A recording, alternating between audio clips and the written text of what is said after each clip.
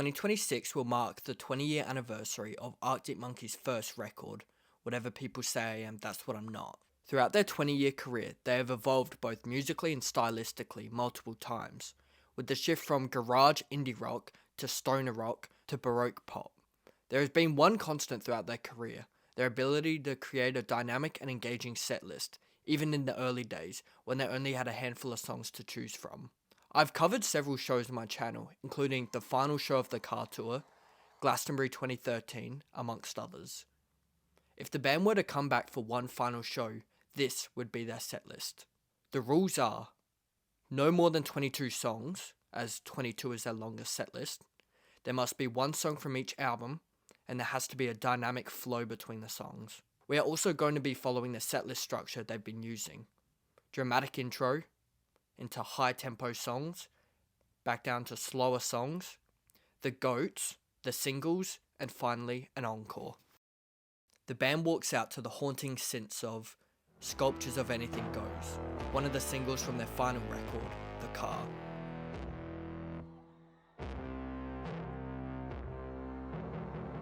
Fans get mad that Alex sings out of time with his songs, but he's perfectly in tempo for their first song. They could of course begin with a song from their debut, but that's not really reflective of who they are now.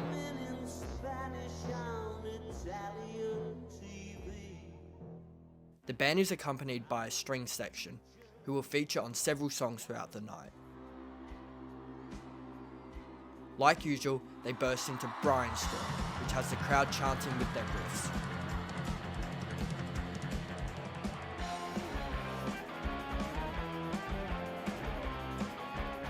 The song is one of the band's most played songs, and they need to get the crowd pumped as quickly as possible.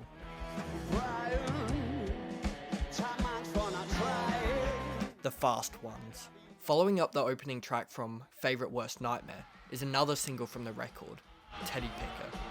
20 odd years on, and the crowd is still chanting back the riffs they wrote when they were in their early 20s.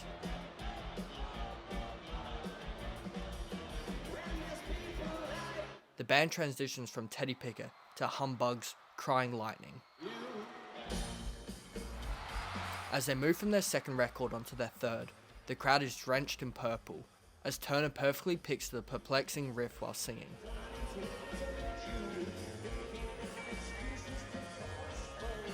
The band skips their fourth record, Suck It and See, straight to AM's Snap Out of It.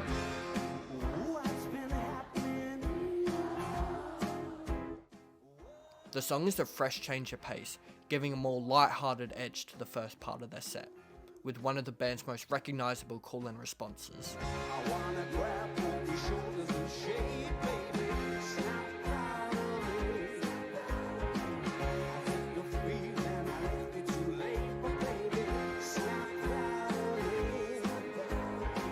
Turner's crooning brings us into 4 out of 5.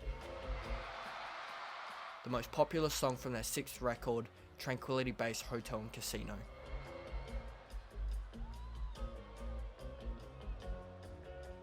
The song is the perfect mix of a riff-heavy song while slowing down the tempo to prepare us for their slower ballads.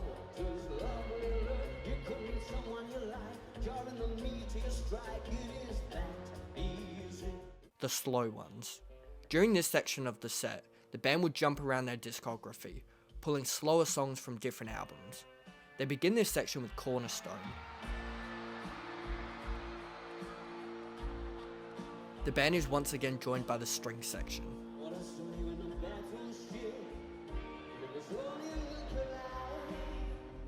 Following Cornerstone is The Ultra Cheese, which is also accompanied by the string section.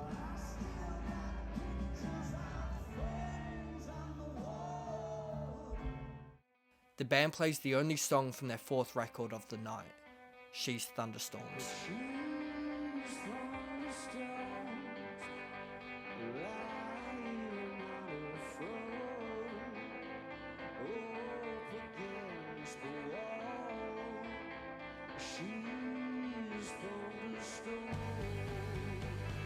Following up the emotionally heavy set with the fourth breakup song in a row, Do Me a Favor.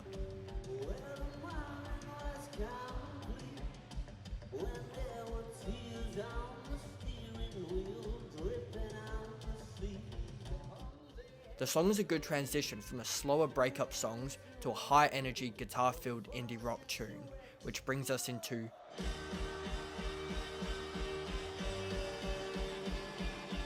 The Goats. There's a reason the Monkees are as big as they are today.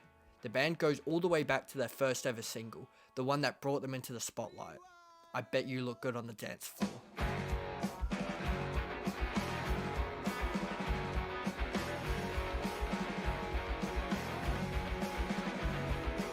The band refuses to hold back.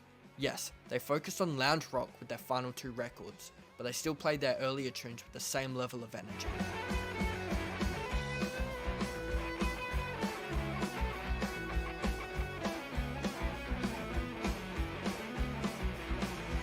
The band gives the audience less than a moment's notice before the riff to Fluorescent Adolescent begins.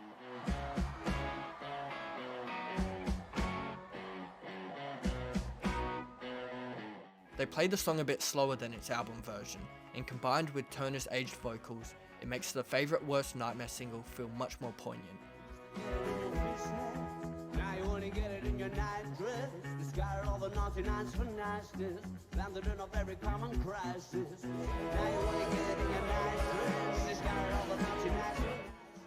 As the call and response comes to a close, they play Knee Socks.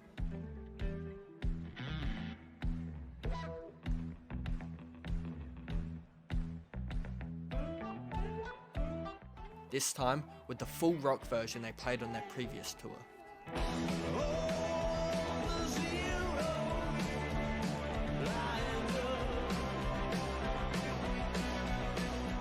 The crowd is once again drenched in purple as Haunting Organ enters for Pretty Visitors. As usual, Turner raps the verse perfectly.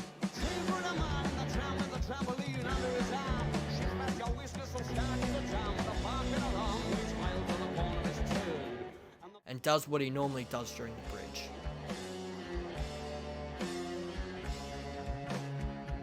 The song's keyboards continue into the singles. The band bounces between their biggest singles from the first half of their discography and with the singles off The Car. Of course, they begin it with Do I Wanna Know, which is accompanied by the string section.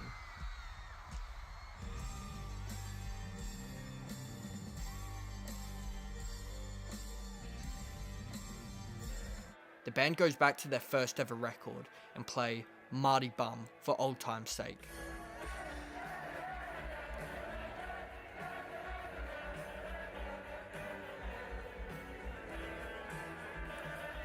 Turner gets to live out his fantasy of being a conductor and leads the string section into There Better Be a Miracle.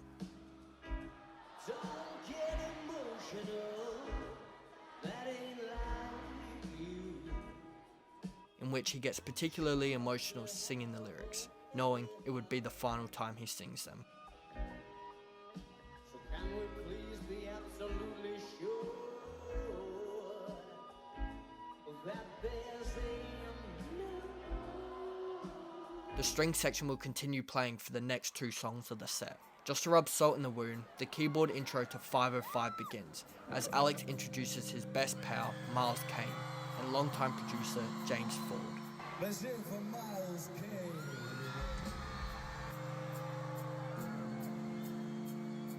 Turner spends the first half of the song on piano, until getting up at the conclusion to finally sing the emotional climax.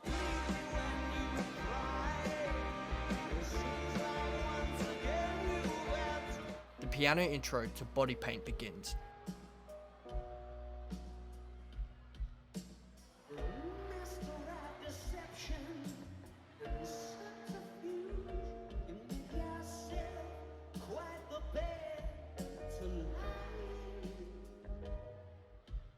And the band continues the outro for several minutes.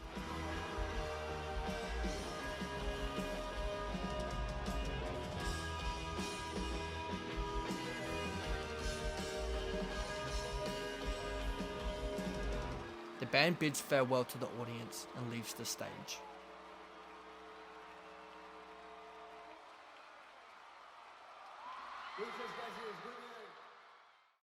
The Encore, After several minutes, his B major chord rings out, and the crowd immediately catches on. They begin chanting the song they haven't played in over 10 years. Turner doesn't even bother singing the first verse, as the crowd carries the song and he lets them have their fun.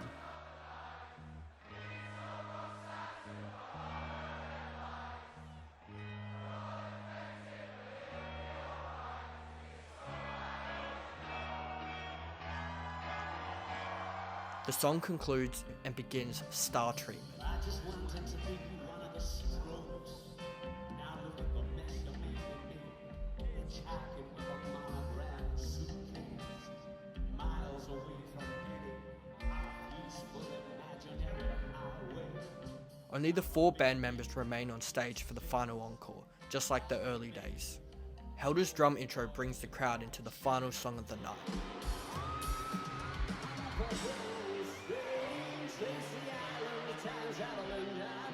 One of the biggest songs in their discography and the first single from their biggest record.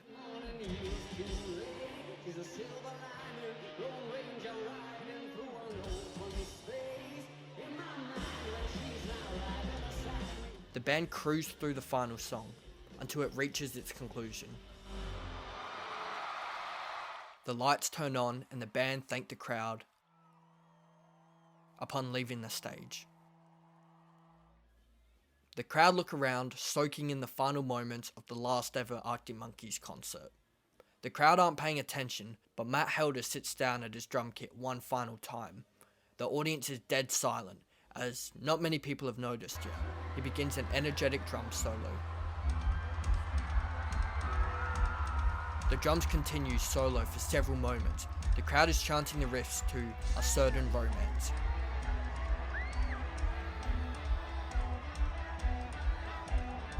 The closure from their first record. The song details the band's early days, before their debut record, but it has finally come full circle, and it's the final song of their final gig.